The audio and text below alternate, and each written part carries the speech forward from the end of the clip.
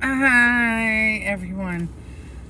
So, I'm gonna keep this brief because we just finished a nap. I come back, say that. Okay, we're just a little bit tired. But there's some sun out. It's coming in from this way. I'm sorry for a half done in, half done out video.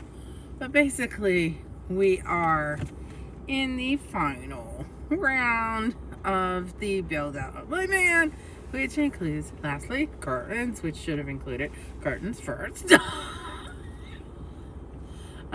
just a reminder to you, curtains fast.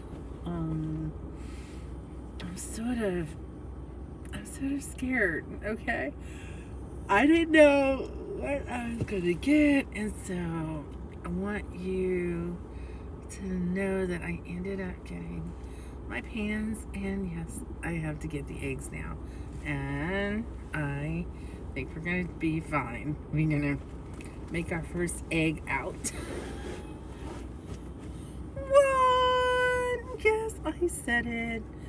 Word to you. And if your mother is listening, word to both of you now. That was a song, and where to your mother? Yeah, so I've got a little bit of a tushy situation here.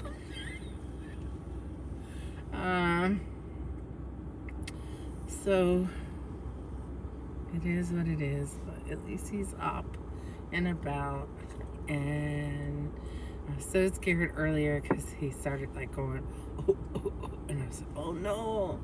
It said, if his lungs fill up, he will with blood. It usually happens later because the body's in shock when you first get hit by a car, as you can manage, and you go into shock, dogs go into shock. So the injuries that show up latently are the ones that they have to then, determine what's happening. But he was actually okay. He's doing really well. His wounds are healing.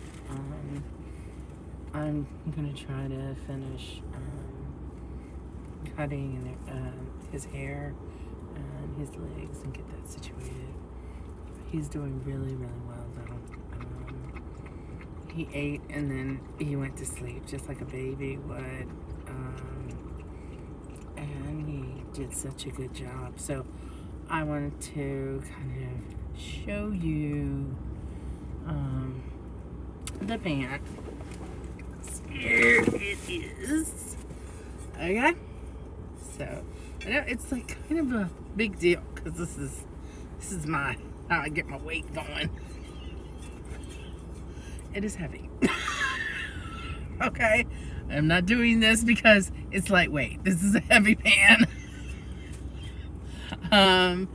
So what I want you to know is for when you can, it is the way for me to go. And then I want you to just kind of look at the bottom if you can, and it's a little ducky scene in marshland and water with the lodge pan symbol.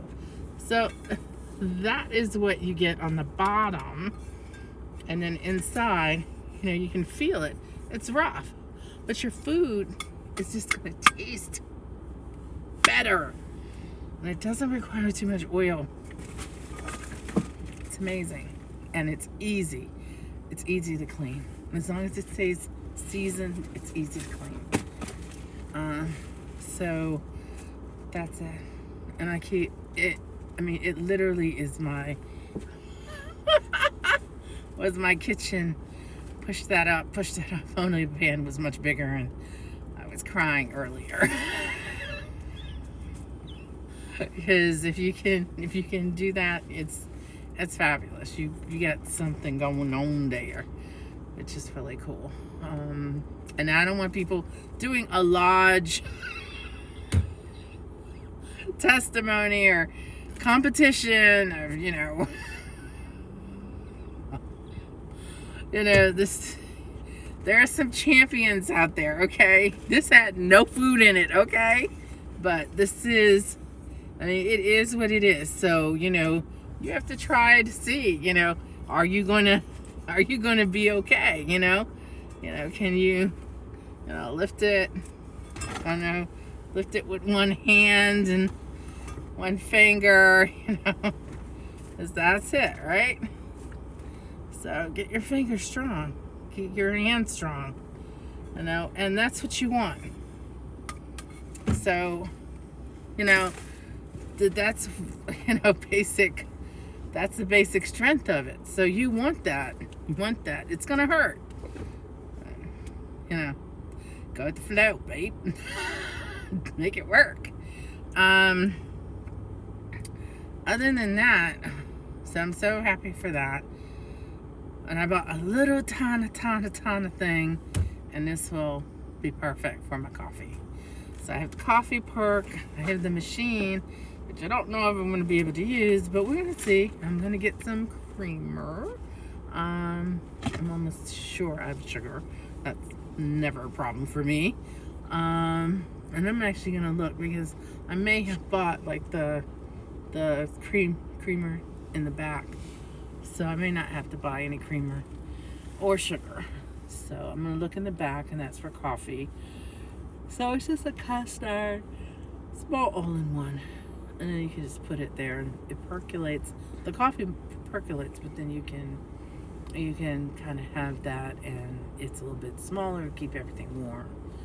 So that's perfect. I'm trying to get a mug that's like one of the spotted mugs or unspotted. I would like the spotted mug, and just have the spotted mug that matches. I have that blue, like a blue coffee percolator kind of thing. I just want the spotted mug, and then that's it. You know, something that doesn't crack or break or whatever. And I have to say, we're done. We just need eggs. I can make some bread, some flatbread, especially in this size pan. Your 3-ingredient flatbread, or you can grab some herbs, herb it up, and actually I think it's 4 ingredients. Yeah, it's just 4 ingredients, and it's so easy. It's like the easiest thing I've ever done. And it doesn't take too much, so the freezer's working, and we had cold drinks, we had cold water. So it's so satisfying. And yeah, it was like Gesundheit. What, is my water cold? So I'm a butt scratcher when it comes to this dog. So we're just gonna have a little bit of a hugging session with him, and he's doing well. Yes, we're just gonna do the little bit of air while we're sitting here. Cross breeze might not be so bad, but I just wanted to tell you that's what I was talking about. I wanted something in between what I had, which was a big frying pan, and you know, with the lid and big, and then something like this as a starter, because that was hard to carry. That was hard. That was heavy. That's what I would put in, you know, my 5, 10, 12 pound pork roast. And I don't want to be putting that on the burner like every day. That's too much. I gotta conserve my water if I'm cleaning, and you only clean it with water and salt. So you don't really clean it. It's not water and salt. Not most of the time you don't do soap. Well, you can do soap, but it's a different kind of pan, and you can clean it with fire.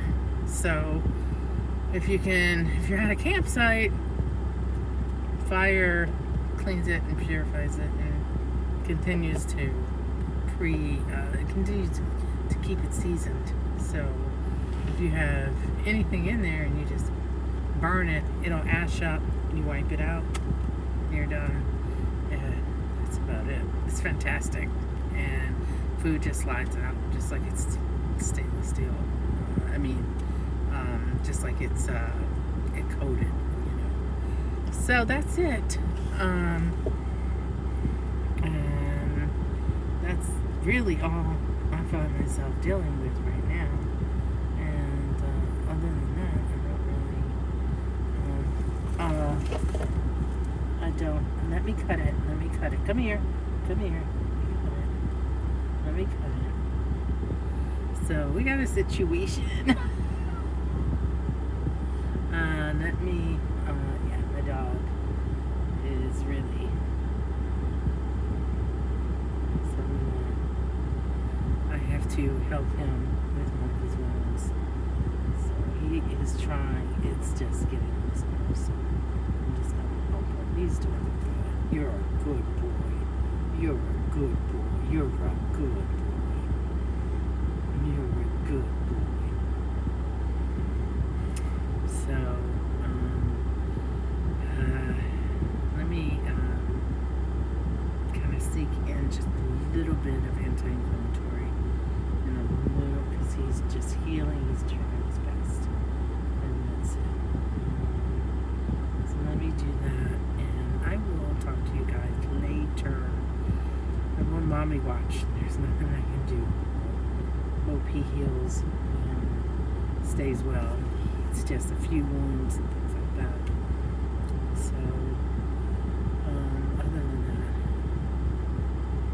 he knows I'm the mama, because I swear he gave out 5 loud yelps, and when I came to get him, and I put him in my arms, he just stopped snoring. He stopped screaming. So, no doubt.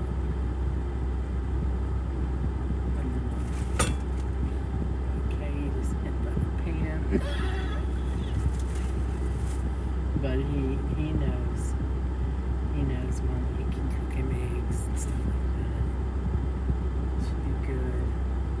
He'll be back on his food in no time. The dog food.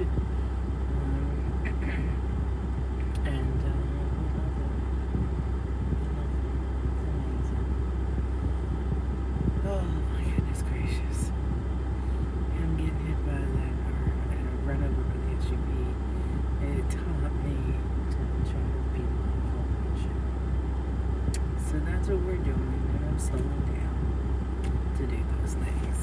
Everybody who's trying to beat me up and pull me down and take away my joy, steal my joy, I just have a message for you. You are not the be-all, end-all. I invite you to continue to pray for everyone and continue to assert that you have every right to get on medication yourself and to get counseling and to get help for your disenchantment. Because I know you thought, oh my God, what's up with this girl? Is she disenfranchised? Can we do this to her? It's just faith. When a white person doesn't understand faith, this is what happens to other races. Because black people, white people, when they don't understand you, they disenfranchise you. Because if you have faith, you stand out to them, and they will say you're the devil. You have some kind of curse. You don't have any curse. You just have faith, and they wouldn't be able to walk in faith. See this woman here in the Honda, right? Like she can't walk in faith. She can't understand this kind of faith. She doesn't understand it. So for her, she doesn't get it. She doesn't get it. She doesn't get that by punking me and for punking me for all these years and decades because you feel embarrassed. And then here's the thing. If somebody has like a $700,000 house, if someone's paying their bills on time, I have 120 120 months of unpaid time, bills. And, if someone is trying to run 3 businesses, have one started and up, started a .org for charitable giving at the same time. So, created an estate management plan and established a will, was able to obtain term life insurance, though that's caveat in there. And then when you try to do and come full circle, these are legacy drawer items. They're in Dave Ramsey's legacy drawer book. It's new to me, so I make mention of it and give him credit. It's not new to the world. Okay, so it's not crazy. It doesn't make you pay for everyone else's stuff. It simply is a way to move forward in the world and create harmony if you have the means to do so. It's not supposed to be a manual that takes away the sins of the world. It's not a manual that is salvation. These are standard items that one would have in their portfolio in order to provide intergenerational wealth sometime, some point in the future. If the family wanted to continue it, or if you assigned a group and they went to look for the family later after, these people who have been lied to tell you, oh, this is evil, it's so no good. Once that generation dies out and people will begin to see that, oh yeah, that makes sense, common sense and its application, and clearly nobody meant any harm. She just opened a book and read it. And so the idea is that it doesn't make the world stop. It doesn't make you a chief economist. It surely doesn't make you now punkable at this stage. When you start it, it's small.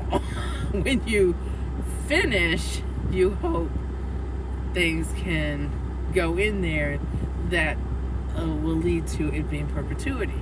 Hopefully you can transfer it to a benefactor and they can keep it running. But if they can't, don't worry about it. You're gone, so it doesn't matter. So I've had a whole bunch of people to just take advantage of the ideas I've had, but I keep telling them these ideas come from church. You go to church and the pastor tells you a story and it gives you ideas. Where does he get those stories? He gets them from the Bible, but then the application of it gives you all sorts of ideas.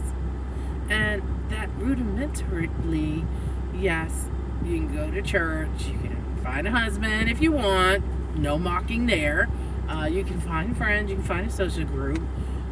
You can meet God casually or informally or passionately or on your knees or out in the world, in a field, and then you come to congregate because it's supposed to be supplication.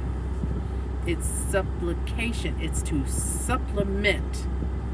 It's a supplementary way to reinforce, re-embrace, get your heels wet, get your soul in a place where it can get the loving, the teaching, the grinder put to it if you're not in the right place, and all sorts of remedies occur, all sorts of chaos, and you learn to apply love, to practice love, to practice forgiveness. Now, sometimes you're in a huff and puff, sometimes you're real tired, and you're learning to practice unkindness, stressed out. I do it. I'm not above those things. If I get tired, the last thing I want to do is have a conversation with anybody. And last thing I have is patience on my mind. And people will test you to with no extreme, and then they'll say, "I'm punking you. We did this. You know, you came in to eat. We saw you. You think you all that. You know, you don't even think that. You're so tired. You can't even think straight. You know, and you have to just try to understand." If somebody is punking you, they notice something about you, and they couldn't sell it. They couldn't sell it. They couldn't close the deal on it, but you did, and you were able to get people to listen. You were able to get people to take notice, and they could do all the good works in the world, and they will find out about you because you either exude something they want to tear it down, but at the root of it, there's a genuine God. Yeah, I'm not all that good. Everybody knows I'm a sinner through and through, thick and thick. But I will bow down before God because of the reverence that I feel. There's no one like him. Who is like him? I don't know anyone. You can call yourself a God and say, "Oh, I got this money, I got this, I live on this hill. Oh my God, look at my hill."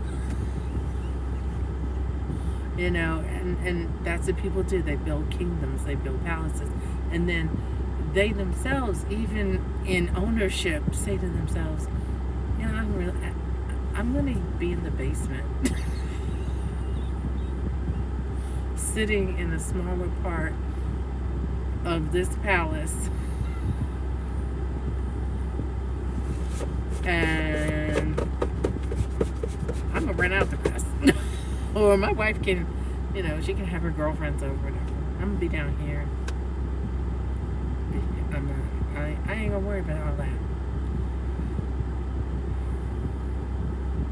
You'd be surprised how many people get that big old house, and you'd be like, "Where are you?" And they'd be like, "I'm looking at a small TV, sitting on a know-nothing couch, and I'm having, you know, I'm just."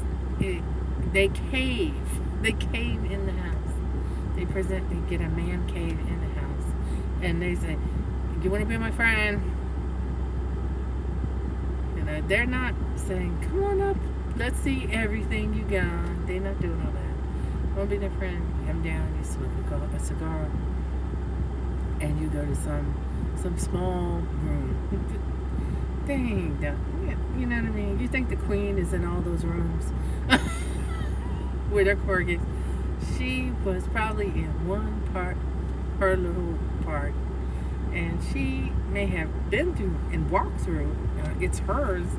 She's the captain of whatever palace she is at, but she's in her wing, and that's her place. And she's got she may even have an even smaller spot that's cozy enough just for her and her dogs, and she's enjoying her life. We cave when it comes to the places that we stay, and they could be these really big, large castles, and let me show you through this, and I've got keys over here, and I unlock this, and I have servants here, or I don't have servants here.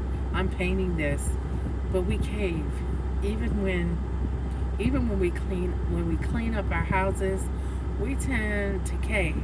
We tend to take it step by step, and we get one part done and one part excavated in the house, and we go to the next section. We cave in cleaning, in repairing. We don't, unless you're really multitasking, and most men don't typically like a woman in the way, or somebody, I don't want to say a woman, but somebody who's a multitasker, and they say, "Well, today I need you to work half your men over here and half your men over there." They would say, "Well, we can either get it all done this section with the men I have today, but they're all about this work. They move the stone. When you bring in your, your plumbers and your electricians, we want this part to be done. So they have a different rationale, and sometimes when you micromanage something, it's not good for the men. I did it with the back of my truck. I said, first of all, I want everything split down the middle. And I can tell you, they were like, let's just get it in the car. We got 1 hour. And I was thinking to myself, I'm on a mission. And they were like, you will take care of this yourself. You're only paying us so much. So that's what you run into. Your mission, your, qu'est-ce que c'est, vision wall. Okay, you might you like what you like because you see the finished picture, but the steps to get the project done, they're different. Project to keep everything on schedule and not run out of money, it means less changes, and it means a lot. If you start changing and how does this go, oh my goodness, I have exhausted myself on projects. I was supposed to have a project that was 46, and it ended up being a different price because I wanted what I wanted in between, and then they were like, don't spend any more money, like it was kind of a, let's just keep and do something some other time, so that they could keep me on budget, because I got big eyes, like the big eyes in that picture where he painted everybody with big eyes. Not to say my eyes ain't big already, but you get big eyes and big ideas, and people, they don't mean to do it, but the more time you spend with them and the more time you spend talking to them, you will see them light up too. They don't mean to do it, but they enjoy the project work that they do. And so it ends up that they're like, hey, let me build this for you. I did this for this other person. It's going to be beautiful. And I'm going to tell you, you end up with a happier feeling. And you end up wanting to have something that is you, but then you can see how you have to be careful. And if I look back and I knew that 2019 and 2020 would turn into COVID-19 territory, I would have saved my money. But here I am, and I had 2 sets of people help me. First, the people I had help me, they I forget what they did, but they moved the stuff around in the back. Then I had people come and help me, and they moved the stuff that was left. I had extra boxes in storage. A friend of mine or an acquaintance of mine put that stuff in storage because it was at his house. He didn't want his house all junked up with boxes. So I went ahead, and I didn't want him to pay 1 more month. I didn't want to owe him. So I didn't want him paying at that. The point was to save money at this point in my life, not be indebted to someone. So he put the stuff in storage, and I don't think it was too long. I'd only been out for about 2 months. So, but it was enough time. Believe me, when you're captain of your own house, you don't want somebody else's stuff junking it up. And I've been asked plenty of times at my house, can I just leave this here? And I've told people you can't just do that. Anything could change at any time, at any moment, and I'm responsible for your stuff now. That's not fair. You have to handle your business. It's not me being mean, it's you never know when things change. So if I had still had all the stuff of people that wanted to leave their stuff there, all of that would have been in the street, and there would have been nothing I could do. So I had to. You have to make you make concessions when you can, when it makes sense, and then that's what my friend did. He probably said 2 weeks, a month, and then it's got to go into storage.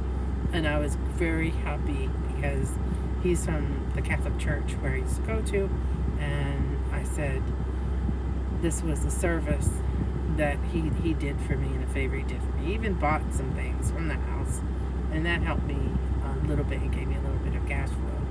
So he bought them, and he bought them for one of his roommates as well. So that helped a little bit. It gave me a little bit of cash, especially after I calmed down just a little bit in the moment. I could find, I could make use of that particular money, and it helped me out. So I would have liked things to go a little bit faster in terms of me selling things and opening up the house to kind of say, take some stuff and get rid of some stuff and kind of come in and everything. But I also realized I was very exhausted. I was very hypersensitive during that time. And people were calling me left and right as realtors. So I still have people calling me, and the house is already sold. It's just that it quickly went back on the market. So now I still have people bothering me because they don't understand that that's not my sale. That's somebody else is selling the house. So I get this. I wish that our society would just keep up, but they just still want to punk you and say, oh, I'm here for you, and this and that and that, read my stuff, and that's not where I'm going. So, but it's a proper sale. Hopefully it'll work out. And they did a few more renovations, added the paint, touched things up. It was already painted for the most part, so it was just nice that they were able to drink your water. It was nice to see that they were able to open up the space a little bit more, and that was really nice. And those were things I would have done. I just couldn't do them. I couldn't do them at that particular time, and I felt as though I got in at a good price point. The reorg would have been nice, or the recast price would have been nice. But to tell you the truth, with the way things were going and the pressures that were being put on me even now, excuse me.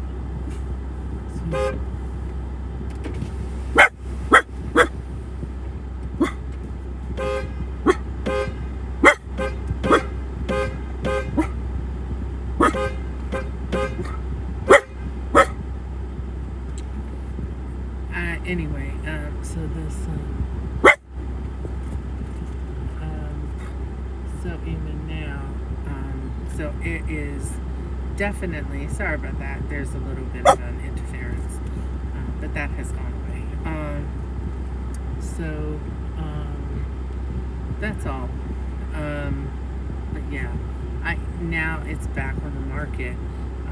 The problem is, for the seller at this particular point in time, he's up against the inflationary strategies of Jerome Powell and for the Federal Reserve, trying to correct inflation so that we don't have a repeat of 1994. Hello, come on. You're a good boy. You're a good boy. You're a good boy. Yes, you are. And he's so there's a rate hike coming back up that they think will be a full point. So what normally would have been 5 is turning into 6. It's not going to be 5 1/4, and that's with really good.